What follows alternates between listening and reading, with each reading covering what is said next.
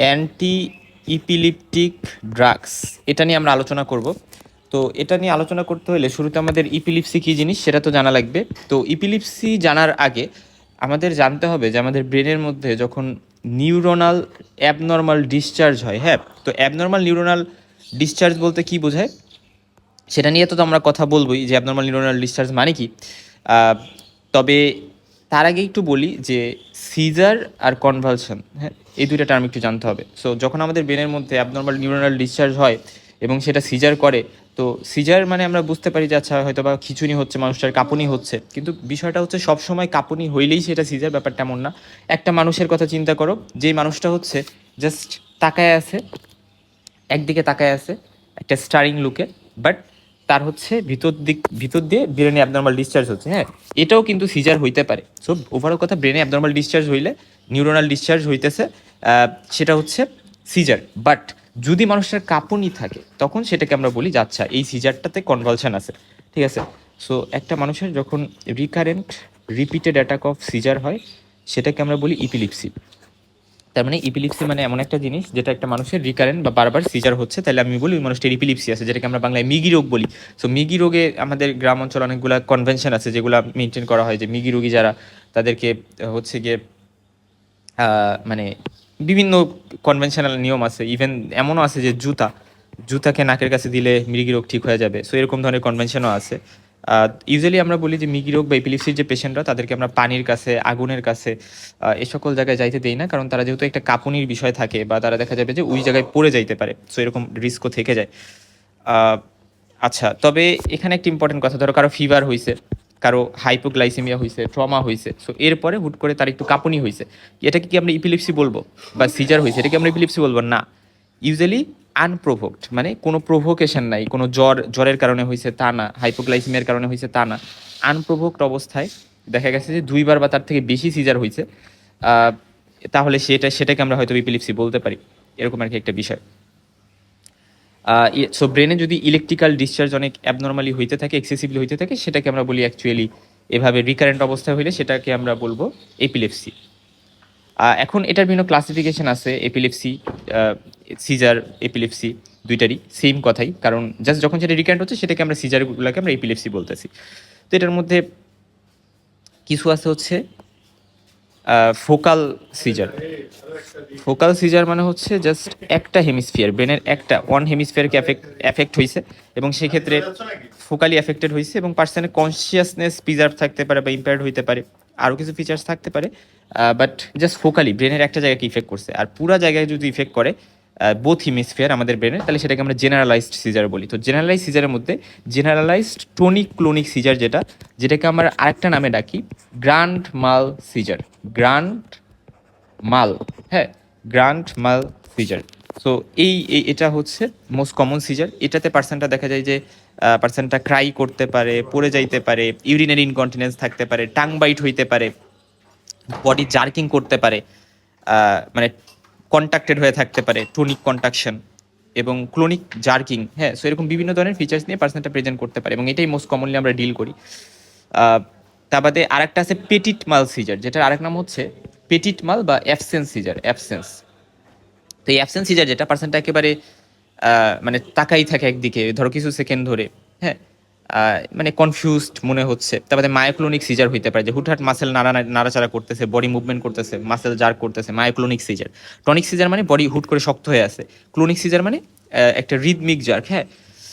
Myoclonic মানে একেবারে sudden jerk, আর rhythmic jerk যদি হয় যে কিছুক্ষণ পর পর পর পর জার্ক করতেছে, সেটা ক্লোনিক সিজার। আর অ্যাটোনিক সিজার মানে হচ্ছে যে মাসেল টোন একেবারে কমে গেছে, কন্ট্রাক্টেড না, উল্টা কন্ট্রাকশনের উল্টা একেবারে ওরকম হয়ে আছে।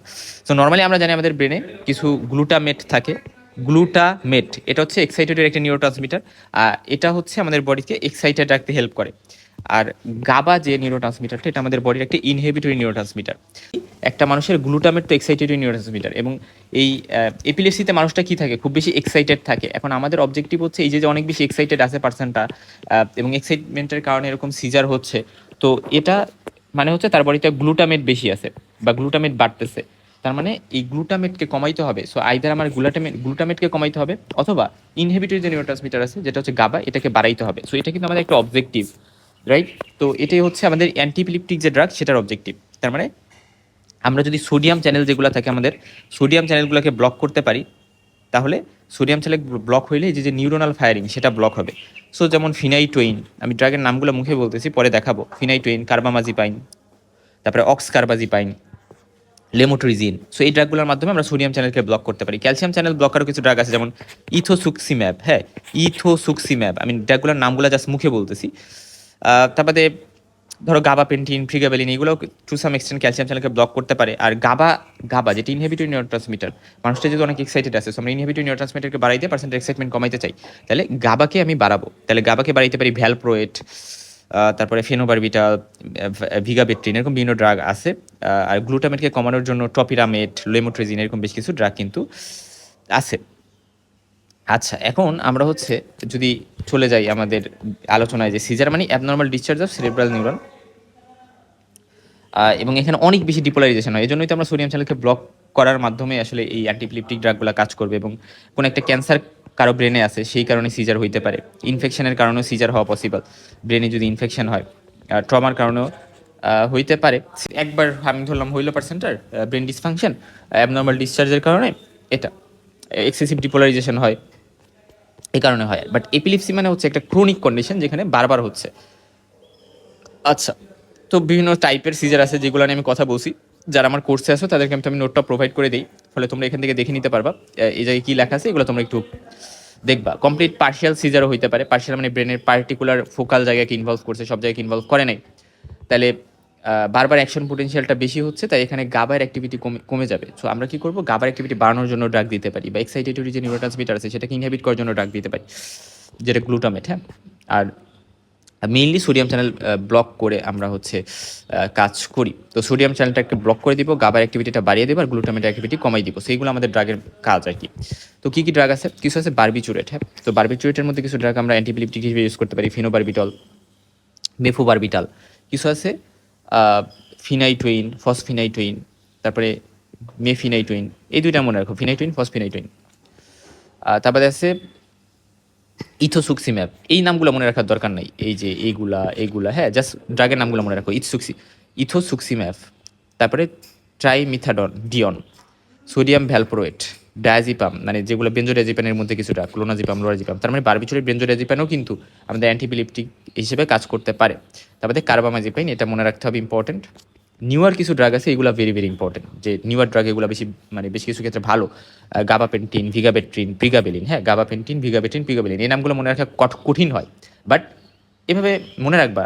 গাবাপেন্টিন, ভিগাবেট্রিন, প্রিগাবেলিন, আমি যদিও বলতেছি যেভাবে মনে রাখবা, বাট ডিফিকাল্ট আমি জানি তোমাদের জন্য, বাট বারবার যখন পড়বা ভালো মনে থাকবে। টোপিরামেট, যেগুলো সহজ, দেখো তোমার সবগুলো ড্রাগের নাম মনে রাখার দরকার নেই, এইগুলো ইম্পর্টেন্ট, যেমন এটা এটা এটা। লেমোট্রিজিনটা ইম্পর্টেন্ট, তারপর হচ্ছে টোপিরামাইড, এই কয়েকটা মনে রাখো। আর এই তুমি যদি প্রিগাবেলিন মনে রাখো, তোমার তো টিগাবিন, এগুলো এমনিতে মনে থাকবে। আচ্ছা, টাইপস অফ সিজার সেটা আমি অলরেডি বলে আসছি, এবং কোন টাইপের সিজারে কোন ড্রাগ ভালো কাজ করে সেটা এখানে বলা আছে, যে কোন টাইপের সিজারে কোন ড্রাগগুলো ভালো কাজ করবে। আচ্ছা, যেমন ফোকাল যদি সিজার হয়, জাস্ট পার্শিয়াল একটা সিজার ফর এক্সাম্পল, তাহলে সেখানে লেমোট্রিজিন, কার্বামাজিপাইন, এই ড্রাগগুলো ভালো ইউজ হয়। জেনারেলাইজ সিজারে ভ্যালপ্রোয়েট ভালো কাজ করে। যদিও এখানে কার্বামাজিপাইন, ফিনাইটোইন দেওয়া আছে। হ্যাঁ, কার্বামাজিপাইন আমরা বলতে পারি, কার্বামাজিপাইন ভালো কাজ করবে। আচ্ছা, ঠিক আছে। আর তবে ভ্যালপ্রোয়েট ড্রাগ প্রেগনেন্সিতে ইউজুয়ালি দেওয়া যায় না। হাউএভার এখন আসে অ্যাবসেন্স সিজার, এটা একটু মনে রাখতে হবে আলাদা করে, যে অ্যাবসেন্স সিজারে মনে রাখবা, অ্যাবসেন্স সিজারে ইথসুক্সিম্যাব যে ড্রাগটা আছে, ইথোসুক্সিম্যাবটা ভালো কাজ করে অ্যাবসেন্স, বা যেটাকে আমরা বলি পেটিট মাল সিজার। এখানে স্ট্যাটাস এপিলিপটিকাস মানে কি, হুট করে আমরা স্ট্যাটাস এপিলেপটিকাস নিয়ে এই লেকচারে লাস্টে জানবো ওই জিনিসটা কি হবে। এখন হচ্ছে ফিনাইটুইন নিয়ে কথা বলি। এটা হচ্ছে আমাদের ভোল্টেজ গেটের যে সোডিয়াম চ্যানেলগুলো থাকে, তোমরা আসলে ভোল্টেজ গেটের সোডিয়াম চ্যানেল মানে কি এগুলো নিয়ে আশা করি তেমন কথা বলা লাগবে না। তো আমি একটু বলি, আসলে না বললে আবার ভালো লাগে না আমার নিজেরই। ধরো এখানে সোডিয়াম চ্যানেল আছে ভোল্টেজ গেটের। এখন নর্মালি সোডিয়াম ভোল্টেজ গেটের সোডিয়াম চ্যানেল এর মাধ্যমে সোডিয়াম যখন সেলের মধ্যে আসে, তখন কি হয়, এই জায়গায় ডিপোলারাইজেশনটা, মানে এই জায়গাটা ডিপোলারাইজড হবে। কেন ডিপোলারাইজড হবে? কারণ নর্মালি সেলের মধ্যে নেগেটিভ থাকে। এখন যখন একটা পজিটিভ আয়ন সেখানে আসতেছে, ফলে নেগেটিভ আয়ন থাকা মানে কি, সেটা পোলারাইজড। তো সেই জায়গায় একটা পজিটিভ আয়ন যখন আসতেছে, ফলে যে জায়গায় সেই জায়গাটা ডিপোলারাইজড হচ্ছে, রাইট? তো তো আমি হচ্ছে কি করব, ডিপোলারাইজ হওয়া মানে সেখানে এপিলিপসি হবে, বাট আমি ডিপোলারাইজ হইতে দিব না, আমি সোডিয়ামকে আসতে দিব না, এই চ্যানেলটা আমি ব্লক করে দিব। সো এটাই আমাদের অবজেক্টিভ আর কি। সো সোডিয়াম চ্যানেলটাকে ব্লক করবো এবং গ্লুটামেট বাড়াবো, গাবা কমাবো, যে বেসিক মেকানিজমটা আমি তোমাদেরকে বলে আসলাম।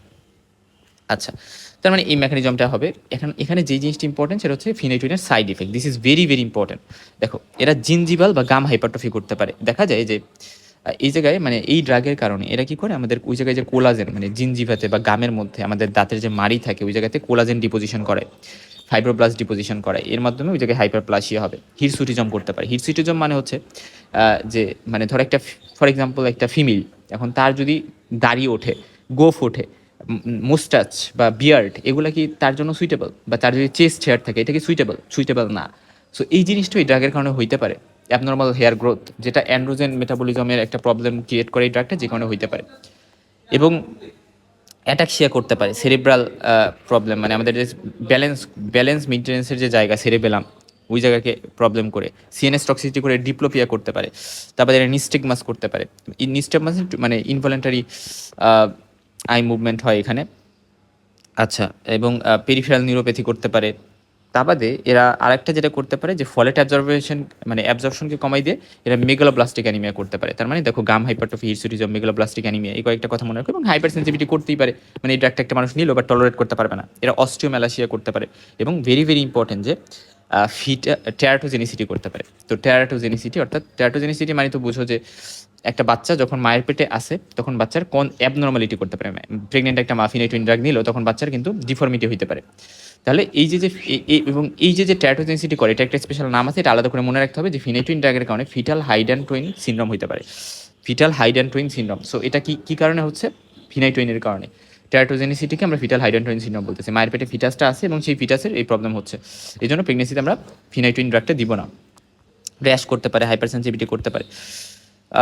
কার্বামাজিপাইন যেটা, সেটাও সোডিয়াম চ্যানেলকে ব্লক করেই কাজ করে অ্যাকচুয়ালি, ফিনাইটুইনের মতোই। তবে এদের অ্যাডভার্স ইফেক্টগুলো কী হবে, এরাও ডিপ্লোপিয়া অ্যাটাক্সিয়া করতে পারে, এবং এরা হাইপোন্যাট্রিমিয়াও করতে পারে, সোডিয়াম কমাই দিতে পারে বডিতে। এডি একটা কন্ডিশন আছে, সেটা এরা করতে পারে, syndrome of inappropriate secretion. However agranulocytosis করতে পারে, ডাব্লিউবিসি কাউন্ট কমাই দিবে, এবং বোন ম্যারো সাপ্রেশন করতে পারে। এরা অ্যাপ্লাস্টিক অ্যানিমিয়া করতে পারে, বডির সব সেল কাউন্ট কমে যাবে। ধরো আরবিসি, ডাব্লিউবিসি, আর ডাব্লিউবিসি কমে গেলে সেটাকে মানে একেবারে কমে যাচ্ছে, অ্যাগ্রানুলোসাইটোসিস বলি সেটাকে আমরা।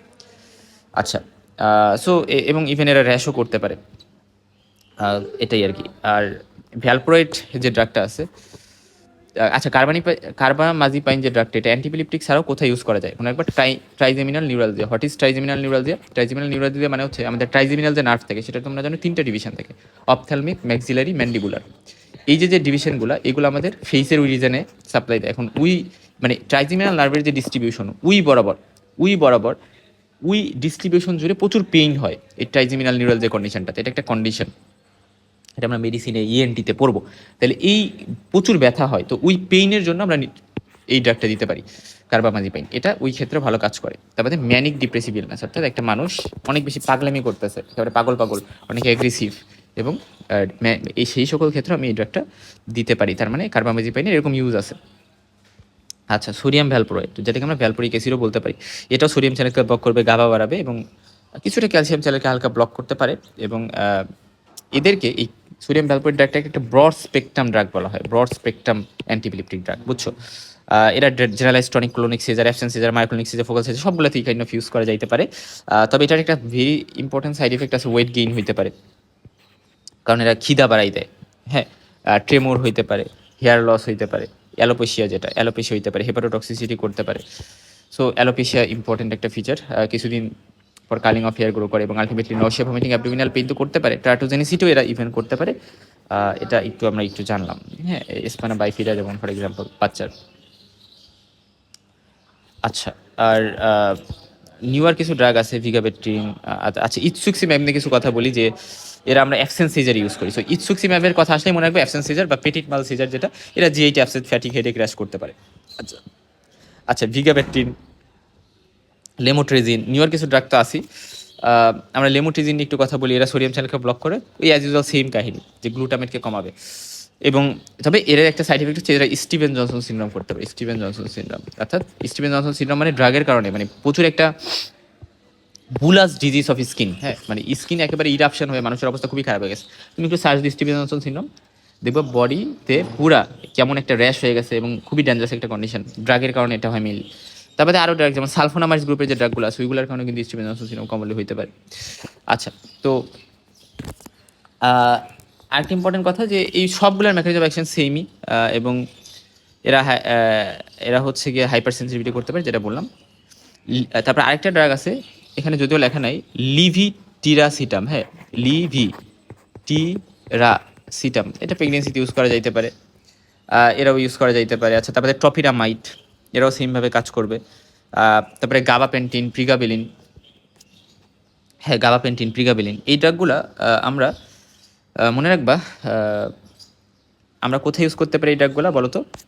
এখানে একটা কথা লেখা আছে যে প্রিগাবেলিনটা ডায়াবেটিসের পেশেন্টদের পায়ে যে পেইন হয়, হ্যাঁ, সেটা রিলিফের জন্য আমরা ব্যবহার করতে পারি। ঠিক আছে, সো এপিলেপসির চাইতেও দেখা যায় এই ক্ষেত্রে বেশি ইউজ হয়। সো প্রিগাবেলিন ওই যে নিউরোপ্যাথিক যে পেইন থাকে, নিউরোপ্যাথিক পেইন নার্ভের কারণে, নার্ভের প্রবলেমের কারণে, সেখানে প্রিগাবেলিন ড্রাগটা দেখা যায় বেশি ইউজ হয়। আচ্ছা, এরপরে বেনজোডায়াজিপাইনস যেমন লোরাজিপাম, ডায়াজিপাম, মিডাজোলাম, ক্লোনাজিপাম, এগুলোর মেকানিজম অ্যাকশন তো তোমরা জানোই, তোমরা সেডেটিভ, সিপনোটিক্স এগুলো পড়ে আসতে। তারপরে ফিনোবারবিটল গ্রুপের যে ড্রাগগুলো সেগুলা মানে কার্বামাজিপাইন, ফিনোবারবিটল গ্রুপের যে ড্রাগগুলো, নট কার্বামাজিপাইন, তো সেগুলো ও আমরা জানি, আমরা বারবিচুরে যখন পড়ে আসছি সিডেটিভ হিপনোটিক্সে, ওই জায়গায় যেভাবে কাজ করে। স্পেশালি ফিনোবারবিটল ড্রাগসের গ্রুপগুলো নিওনেটাল যে সিজার, নিওনেট মানে তো বুঝো 0 থেকে 28 দিন পর্যন্ত যে বয়স যাদের খুবই বা ছোটো তাদের ক্ষেত্রে। আর স্ট্যাটাস এপিলিপটিকাস যে কন্ডিশনটা, ওই জায়গায় আমরা ইউজ করতে পারি। প্রেগনেন্সিতে কী কী ড্রাগস? লেমোট্রিজিন, লিভিটেরাসিটাম, হ্যাঁ লেমোট্রিজিন, লিভিটেরাসিটাম, তারপরে বাট প্রেগনেন্সিতে দিব না কোনগুলা? ভ্যালপোরেট, সোডিয়াম ভ্যালপোরেট, ফিনাইটুইন, ইভেন ফিনোবারবিটলও দেওয়া মানে হচ্ছে সাজেস্টেড না। আর কিছু ড্রাগ আছে এনজাইম ইনডিউসার, যেমন ধরো আমরা যখন ওই যে একেবারে জেনারেল ফার্মাকোলজি পড়ছিলাম ওই জায়গায় বলছিলাম যে ফিনাইটুইন, কার্বামাজিপাইন, তারপরে ফিনোবারবিটল, এই ড্রাগগুলো হচ্ছে এনজাইম ইনডিউসার। ফলে এইগুলা আমরা অন্য ড্রাগের সাথে দিলে এমন হইতে পারে যে এই ড্রাগগুলো অন্য ড্রাগের মেটাবলিজমকে কী করবে বলো তো? বাড়াই দিবে। ফলে অন্য ড্রাগগুলোর লেভেল কমে যাবে, অন্য ড্রাগগুলো ঠিকঠাক করে কাজ করতে পারবে না। যেমন ধরো ওসিপি দিলা, ওসিপি কাজ করতে পারলো না, মানে কন্ট্রাসেপটিভ পিল ফিমেলকে দিলা, সেটা কাজ করতে পারলো না, সেটা ফেইলিওর হয়ে গেল, তাই সেরকম একটা বিষয় যে এই ড্রাগগুলো কিন্তু এনজাইম ইনডিউসার। সো একসাথে যখন আমি বেশ কয়েকটা ড্রাগ দিচ্ছি তখন এই কথাটাও কিন্তু আমার মাথায় রাখতে হবে। আর তা বাদে ধরো কিছু আছে এনজাইম ইনহিবিটর, যেমন ভ্যালপ্রোয়েটটা কিন্তু আবার এনজাইম ইনহিবিটর। স্ট্যাটাস এপিলিপটিকাস, এটা very very important. What is status epilepticus? এটা মানে হচ্ছে যেমন একটা কন্ডিশন যে ধরো কারো সাডেন এপিলিপসি হয়েছে এবং একটা লাইফ থ্রেটেনিং কন্ডিশন, এবং অ্যাকিউট এক্সাজারবেশন অফ এপিলিপসি বলতে পারো, এবং তাই পেশেন্টকে অবশ্যই হসপিটালাইজ করতে হবে। তার এবিসি, এবিসি মানে তো বুঝো, এয়ারওয়ে ঠিক রাখতে হবে, ব্রিদিং ঠিক রাখতে হবে, সার্কুলেশন ঠিক রাখতে হবে। এবং দেখা যায় পার্সনটা শুয়ে পড়ে থাকে, খিঁচুনি হয়, অনেকেই অজ্ঞতাবশত এমন রুগী স্যান্ডেল শুকায়, বুঝছো? কিন্তু এমনটা করা যাবে না, হসপিটাল নিতে হবে, দাঁড়িয়ে দাঁড়িয়ে দেখলে হবে না। এই জন্য এই ধরনের রুগীকে পানি, আগুন এবং মেশিনারি বা বিভিন্ন মেশিন থেকে দূরে রাখতে হবে, যাতে ওইগুলো দ্বারা ইনজুর্ড না হয়। এবং আমরা স্ট্যাটাস এপিলেপটিকাস আমরা তখন বলি যখন ধরো সিজার হয়েছে এবং সেটা 30 মিনিট ধরে, 30 মিনিটের বেশি সময় ধরে আছে, এবং পার্সন দেখা যাচ্ছে কনসিয়াসও পায় নাই, কনসিয়াসও গেইন করে নাই এই অ্যাটাকের মাঝে, তাহলে সেই ক্ষেত্রে অবশ্যই আমরা খুবই সেটাকে সিরিয়াসলি নিতে হবে। এবং স্ট্যাটাস এপিলেপটিকাস হিসেবে মেইনলি জেনারেলাইজ স্টোনিক ক্লোনিক সিজার এর ক্ষেত্রে এটা বেশি হইতে পারে, যেটা লাইফ থ্রেটেনিং, কার্ডিওভাস্কুলার, রেসপিরেটরি বা মেটাবলিক ম্যানেজমেন্ট ঠিকঠাকভাবে দিতে হবে, এবং ফার্মাকোলজিক্যাল থেরাপিও তো দিতে হবে। কী কী ড্রাগ দিয়ে এটা ভেরি ভেরি ইম্পর্টেন্ট। তবে তার আগে আমাদের কিছু জেনারেল ম্যানেজমেন্ট আছে, যে পার্সনটাকে মুভ করবো, ফায়ার, ওয়াটার, মেশিনারি এগুলো থেকে দূরে রাখবো, সেমি প্রন পজিশনে রাখা বেটার, এয়ারওয়ে অক্সিজেন দিব, এয়ারওয়ে ঠিকঠাক রাখবো, যে তার কোনো অবস্ট্রাকশন আছে কিনা ওইটা মেকশিওর করবো, তার পালস, বিপি, রেসপিরেশন সব কিছু দেখবো, এবং ফ্লুইড ইলেকট্রোলাইট ব্যালেন্সটা মেনটেন করতে হবে। আচ্ছা, তারপরে আসো যে ফার্মাকোলজিক্যাল ম্যানেজমেন্টের মধ্যে কী দিব, কিছু ড্রাগস দিতে হবে। এখানে আমি এই কারণে এটা অনেক সুন্দর করে মনে রাখতে হবে, মনে রাখবা very very important, this is 3 star, 3 star না 5 স্টার দিলাম, এটা তোমার সারা জীবন কাজে লাগবে। যে মানে তুমি পরবর্তী যে ইয়ার্সগুলোতেই যাও, এটা তোমার সারা জীবন কাজে লাগবে, ঠিক আছে? এটা তোমার পেডিয়াট্রিক্সে কাজে লাগবে, এটা তোমার মেডিসিনে কাজে লাগবে, ইভেন এনি হয়ার তোমার এটা কাজে লাগবে, হ্যাঁ। আচ্ছা, দেখো আমার ড্রাগের সিকোয়েন্সটা মনে রাখবো। ফার্স্টে আমি কী করবো, আমি বেনজোডায়াজিপাইন দিয়ে ট্রাই করবো, ধরো ডায়াজিপাম দিয়ে ট্রাই করলাম, অথবা লোরাজিপাম, ক্লোনাজিপাম, মানে যে কোনো একটা দিলাম আর কি ডায়াজিপামের মধ্যে। এরপরে যদি সিজার কন্টিনিউ করে, ধর 30 মিনিটের পরে সিজার কন্টিনিউ করতেছে, তাহলে আমি অন্য ড্রাগে সুইচ করতে পারি, ফিনাইটুইন দিতে পারি অথবা ফসফিনাইটুইন দিতে পারি, ঠিক আছে? তার মানে দেখো আমি ফিনাইটুইন ফসফেনাইটুইনে শিফট করলাম, ঠিক আছে। ফার্স্টে এবং এই ড্রাগগুলো যেমন আইভি, তার মানে কি আইভি ডায়াজিপাম লোরাজিপাম এগুলো দিয়ে ট্রাই করলাম, অথবা যদি সিজে কন্টিনিউ ফসফেনাইটুইন বা ফিনাইটুইন ট্রাই করলাম। যদি স্টিল আনকন্ট্রোল থাকে তাহলে আমরা ফিনোবারবিটাল ট্রাই করতে পারি, ফিনোবারবিটাল বা ভ্যালপ্রোয়েট ট্রাই করতে পারি। আর যদি তারপরেও রিফ্র্যাক্টরি কেস থাকে তাহলে আমার কী করতে হবে, অবশ্যই আইসিইউতে নিতে হবে। মানে রিফ্র্যাক্টরি বলতে তারপর ঠিক হচ্ছে না, তাহলে আইসিইউতে নিতে হবে। আইসিইউতে নিয়ে আমরা সেখানে পার্সেন্টটাকে মানে 30 থেকে 60 মিনিট ধরে কন্টিনিউ হচ্ছে এই সিজারটা, তাহলে থায়োপেন্টাল সোডিয়াম প্রোপোফল মানে অ্যানেস্থেটিক যে ড্রাগগুলো আমরা পড়ে আসছিলাম অ্যানেস্থেটিক্স, সো থায়োপেন্টাল সোডিয়াম প্রোপোফল বা মিডাজোলাম, হ্যাঁ, এই ড্রাগগুলো দিয়ে তাকে আইসিইউতে কেয়ার করতে হবে। So this is very very important. এবং আমরা কী কী ড্রাগ প্রেগনেন্সিতে ইউজ করতে পারি, ল্যামোট্রিজিন লেভিট্রিজিটাম, দুইটা এল দিয়ে ড্রাগস, এই দুইটা মনে রাখবা। তা বাদে প্রিগাবিলিন গাবাভেট্রিন এটাগুলো কিছুটা ইউজ করা যেতে পারে, এই দুইটা ড্রাগ ভালো করে মনে রাখো। আচ্ছা, এখানে আমি তো কিছু জিনিস বলি নেই, ডোজগুলো বলি নেই যে কোনটার ডোজ কত। যেমন ধরো ডায়াজিপাম, এখানে সুন্দর করে লিখে দেওয়া আছে আসলে যে ডায়াজিপাম 10 থেকে 20 মিলিগ্রাম আইভি। আইভি দিবা অবশ্যই, কারণ পেশেন্ট তো ওরালি ড্রাগ নিবে এই অবস্থায় নাই, তোমার অবশ্যই ইন্টারভেনাস রুটে দিতে হবে ড্রাগগুলো প্যারেন্টারালি। আচ্ছা, তারপরে ফিনাইটুইনা তুমি আইভি দিচ্ছ, সব ড্রাগে আইভি দিচ্ছ। এবং কত সময় ধরে, এটা অনেক সময় অনেক টিচার জানতে চায়, হ্যাঁ, যে তুমি কত মিলিগ্রাম দিচ্ছ, কত সময় ধরে দিচ্ছ, এটা অনেক সময় জানতে চাইতে পারে। তো সেক্ষেত্রে একটু পড়ে নিবা। আসলে হয় কি যে ড্রাগের নামগুলো বলতে পারো মানে তুমি বেসিকটা জানো, তুমি জানো বিষয়টা, বাট তুমি যদি ডোজ সহ বলতে পারো, ডিউরেশন সহ বলতে পারো, সেটা অনেক ভালো। এখন এগুলো তুমি বলতে যদি পারো তাহলে বললাম ভালো, এবং একটা প্লাস মার্ক তোমার জন্য। ট্রাই করবা এগুলা শিখতে, হ্যাঁ, এগুলো সহ শিখতে। স্টুডেন্ট লাইফে এতটুকু কষ্ট আসলে করতেই হবে, কারণ অনেক জিনিস থাকে যে পরীক্ষায় ভালো করার জন্য মানে করতে হয়। হাউএভার এখন আসো যে আমরা আমার লেকচারের শেষে চলে আসছি। আমি গাইড বুকটা রিভিউ করলাম না, এই গাইড বুকটা হচ্ছে তোমরা দেখে নিবা, হ্যাঁ, কারণ আসলে লেকচার শর্ট রাখা বেটার। দেখা যাবে লেকচার যদি বড় হয় সেটা তোমাদের জন্যই হ্যাকটিক হবে। তো তোমরা আমি যে বেসিক তোমাদের মধ্যে ইনসার্ট করলাম, এই বেসিকের থ্রুতে তোমরা গাইড পড়বা। গাইড পড়ে যদি কিছু না বোঝো, আমার কোর্সে যারা আছো তারা তো আমাকে কন্ট্যাক্ট করতেই পারবা। আমাদের গ্রুপ আছে, সেখানে তোমরা জিজ্ঞেস করতে পারবা যে ভাইয়া এটা বুঝি নেই, ওটা বুঝি নেই, বা কীভাবে এটা পড়বো।